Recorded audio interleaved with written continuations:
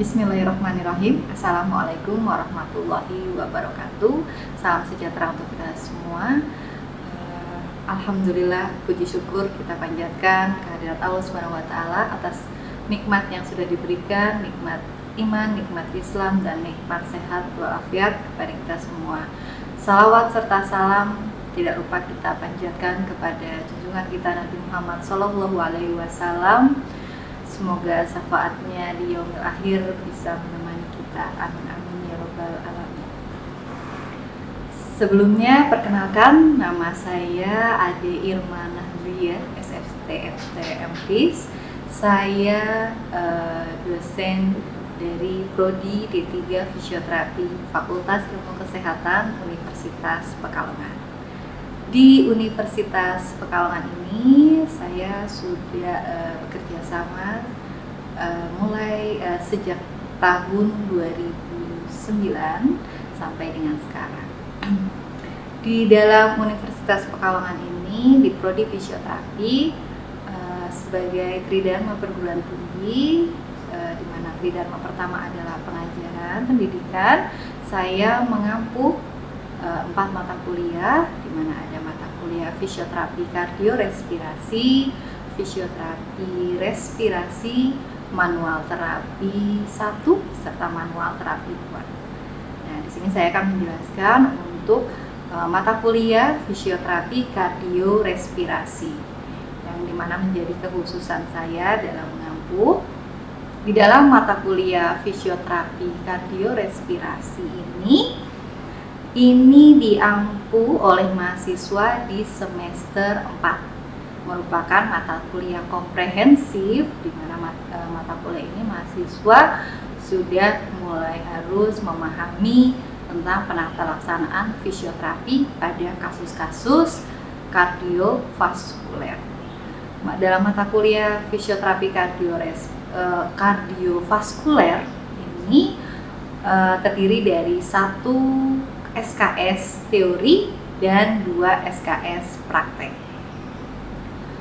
Mata kuliah ini membahas tentang kondisi, gangguan, serta penyakit kardiovaskuler yang dimana mencakup dari mulai promotif, preventif, kuratif, serta rehabilitatif.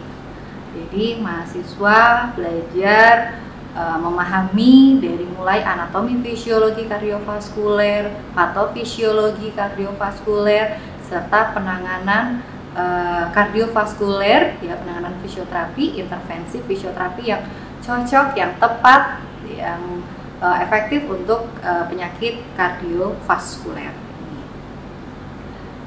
Prasyarat dari mata kuliah kardiovaskuler ini, mahasiswa harus sudah menempuh atau lulus mata kuliah anatomi, fisiologi, pemeriksaan, serta patologi kardiovaskulopulmonal.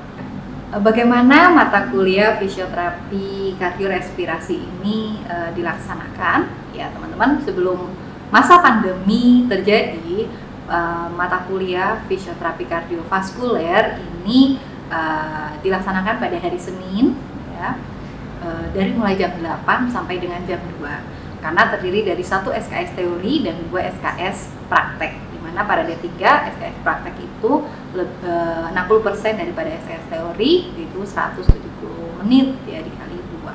Nah teman-teman, di dalam melakukan pelajaran mata kuliah kardiovaskular respirasi, kita melakukan teori, ya, jadi berdasarkan buku panduan, ya.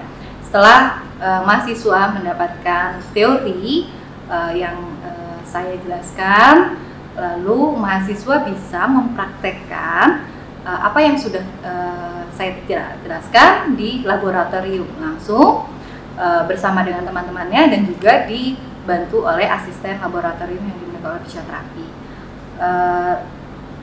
Mahasiswa melakukan praktek berdasarkan dari buku panduan praktikum, modul panduan praktikum kardiorespirasi. Setelah mereka melakukan praktek laboratorium, ya, simulasi praktek laboratorium, mereka juga harus mengisi buku buku laporan praktikum, di mana pada buku laporan praktikum ini yang harus dimiliki oleh mahasiswa.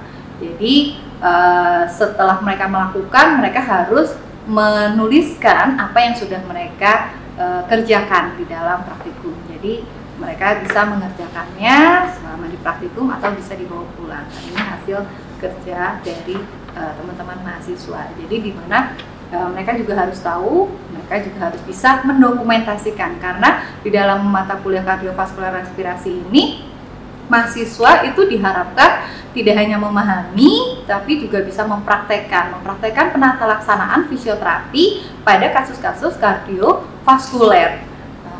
Penata fisioterapi itu terdiri dari anamnesa, pemeriksaan, planning, diagnosa, intervensi, evaluasi, dan reevaluasi. Dan tidak lupa juga, karena mahasiswa adalah semester 4 yang komprehensif, mereka juga harus bisa mendokumentasikan. Jadi mereka bisa mendokumentasikan hasil dari apa yang sudah mereka lakukan atau mereka praktekkan. Nah, hasil itu ya tadi kita masukkan ke dalam buku laporan praktikum ini.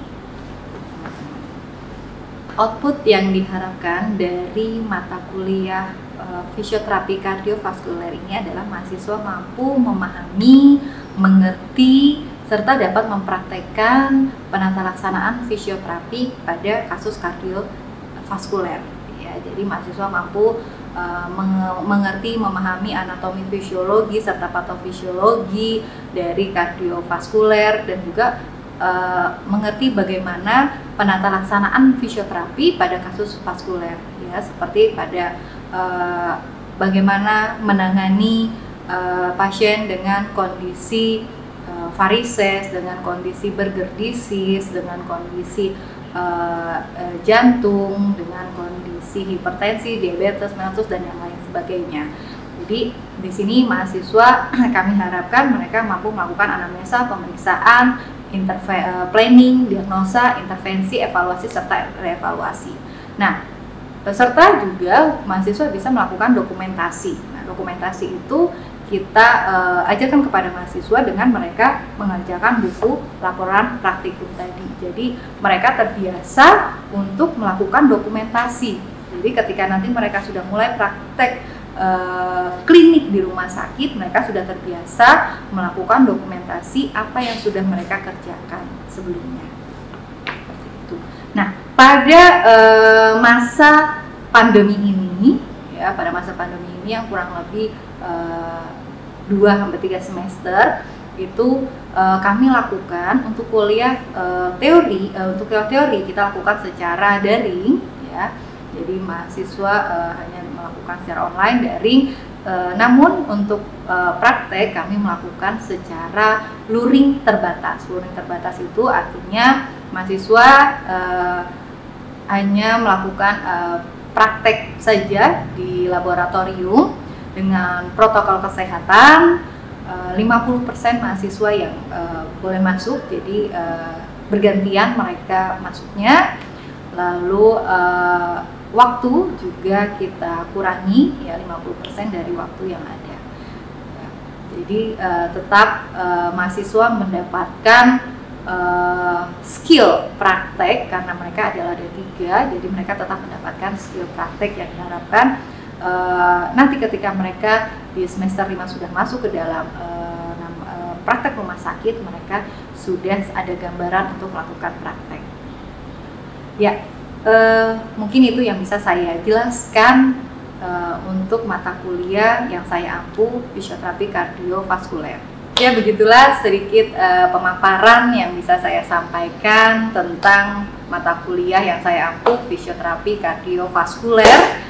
Ya, semoga bisa bermanfaat dan semoga bisa membuka wawasan tentang fisioterapi kardiovaskuler. Terima kasih dari saya.